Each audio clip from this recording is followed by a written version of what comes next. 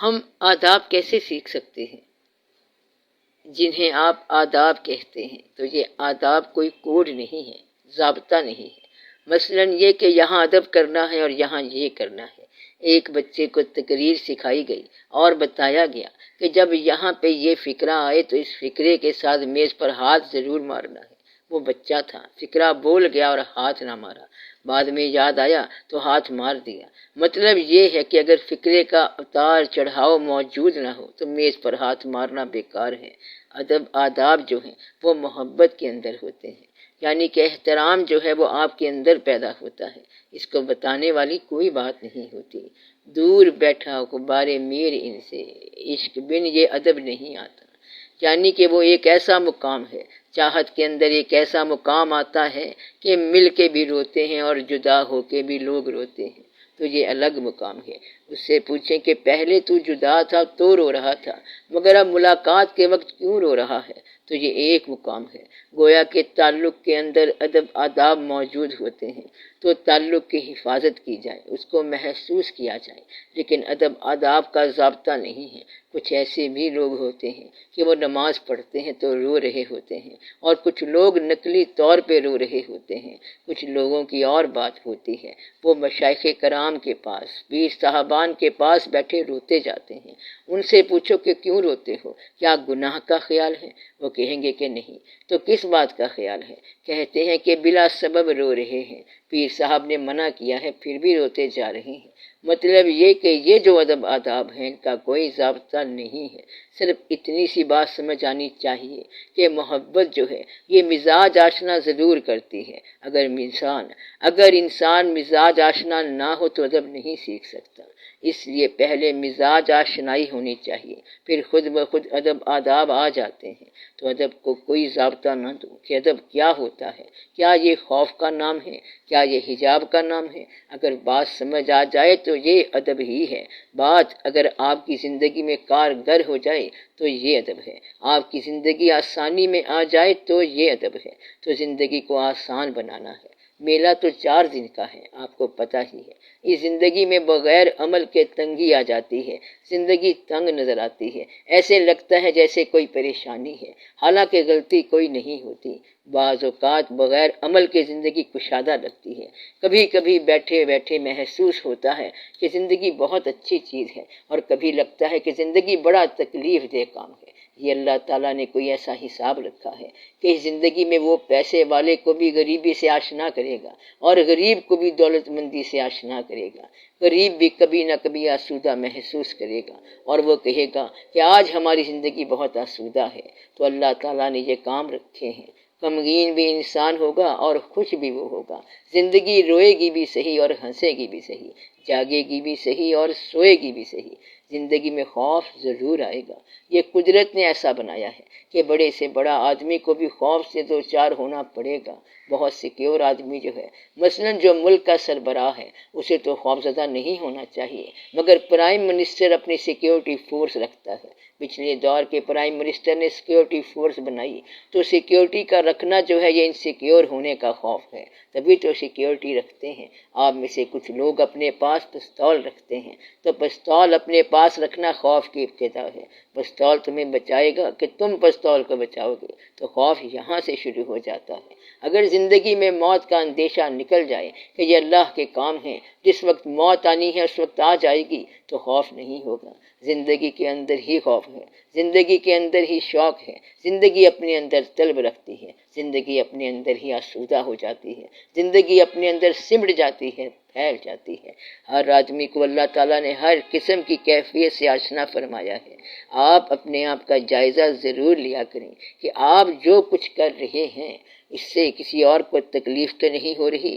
کیا آپ جو کچھ کر رہے ہیں کیا وہ اللہ تعالیٰ کے احکامات کے مطابق ہے؟ کیا آپ کا سفر اس کے مطابق ہو رہا ہے؟ کہیں اللہ کے حکم کی عدولی تو نہیں ہو رہی؟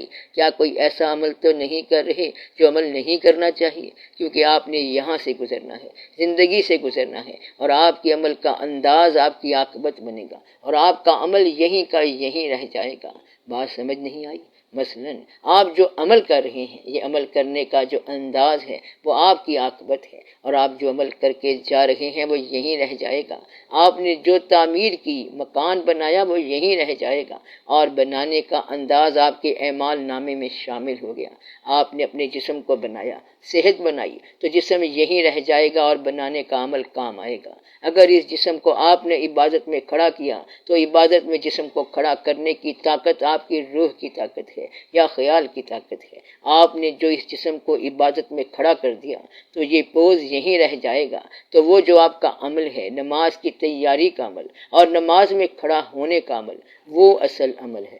وجود تو عبادت نہیں کرتا، وجود تو بے جان چیز ہے۔ عبادت تو شعور نے یا جان نے کرنی ہے۔ وجود کی جب جان نکل جائے تو وہ نہ عبادت کرتا ہے، نہ مومن ہے اور نہ کافر ہے۔ وجود تو وجود ہی ہے۔ اس لیے وہ جو چیز ہے جو وجود کو متحرک رکھتی ہے، اس کے ساتھ آپ کا رابطہ ہے، اس کے ساتھ آپ کا سارا کاروبار ہے، لین دین ہے، اسی کے ساتھ آپ کا خدائی رشتہ ہے، اور اسی کے ذریعے آپ نے فیض پانا ہے۔ تو آپ اس کو دریافت کریں جو آپ کے ساتھ چل رہا ہے، وہ جو آپ کو بولنے والا بناتا ہے، وہ جو آپ کو سوچنے والا بناتا ہے، وہ جو آپ کو محفلوں میں تنہا رکھتا ہے اور تنہائی میں محفل بناتا ہے۔ آپ کے عزیز اولاد ساتھ ہوتے ہیں مگر آپ تنہا محسوس کرتے ہیں، تو اس کے اندر کوئی چیز شامل ہوتی ہے۔ روح کا میں نے پہلے بتایا تھا کہ روح مفرد ہوتی ہے۔ مفرد کا کیا معنی ہے؟ نہ اسے کسی نے جنا اور نہ اس نے کسی کو جنا۔ روح کا باپ کوئی نہیں اور روح کی اولاد کوئی نہیں۔ جسم اور روح جب اکٹھے ہوں تو ان کا کوئی باپ ہوگا، ان کی کوئی اولاد ہوگی۔ جب تک جسم اور روح اکٹھے ہیں تو آپ کی اولاد ہے، اور جب یہ الگ ہو گئے تو جسم کی اولاد ختم ہو گئی، یہ مر گیا، اینڈ ہو گیا۔ تو روح کی اولاد کوئی نہیں ہوتی۔ تمام روحیں غالباً یقیناً ایک ہی دن پیدا ہوئی ہیں، اور تقریباً تمام ہم عمر ہیں۔ روحیں ایک ہی عمر رکھتی ہیں۔ عالم ارواح میں سب کی عمر برابر ہوگی، بچوں کی، بڑوں کی، چھوٹوں کی، ماضی کی، حال کی اور مستقبل کی۔ تو ان کے درمیان کوئی رشتہ نہیں ہے۔ رشتے آپ کے اندر ہیں، اولاد اور ماں باپ کا۔ جب انسان اپنی روح پر پہنچتا ہے تو ممکن ہے کہ وہ محسوس کرے کہ میں اکیلا ہوں، حق ہوں، میں نہ پیدا کیا گیا اور نہ میں نے کچھ پیدا کیا، نہ میرا کوئی عزیز، نہ میرا کوئی رشتہ دار، نہ کوئی ملنے والا، نہ کوئی جاننے والا، میرا کسی سے کوئی تعلق نہیں۔ یہ روح کے مقام پر ہوتا ہے۔ بات سمجھ آئی؟ مقام روح پر کوئی عزیز نہیں ہوتا، کوئی رشتہ دار نہیں ہوتا، وہاں سمپل روح ہوتی ہے، وہ اذن ربی ہے، اور پھر اس کا رب کے ساتھ تعلق ہوتا ہے۔ تو یہ روح کا مقام ہے۔ اس لیے یہ دیکھیں کہ ہر چیز آپ کے لیے آسان آسان بنی ہوئی ہے۔ کوئی آدمی بغیر عمل کے تکلیف میں آ سکتا ہے اور بغیر عمل کے راہ پا سکتا ہے۔ اللہ نے فرمایا ہے کہ جس کو ہم چاہیں عذاب دے سکتے ہیں اور جس کو چاہیں ہم معاف کر سکتے ہیں۔ وہ ہر شے پر قادر ہے۔ وہ جس کو چاہے عمل کی وجہ سے پکڑ لے اور جس کو چاہے عمل کی وجہ سے نجات دے دے، اور جس کو چاہے عمل بغیر کے پکڑ لے اور جس کو چاہے بغیر عمل کے نجات دے دے، کیونکہ اس نے علی کل شیء قدیر کا کہہ دیا ہے۔